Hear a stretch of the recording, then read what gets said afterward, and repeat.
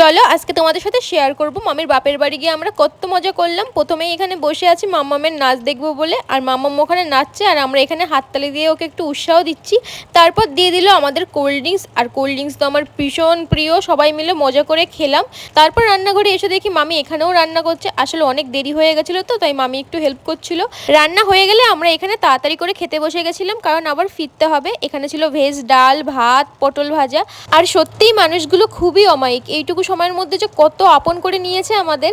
লবণের এই কোটো দেখে কি মনে হচ্ছে পুড়ে গেছে না, কিন্তু না, এরকমই কালার ওটার।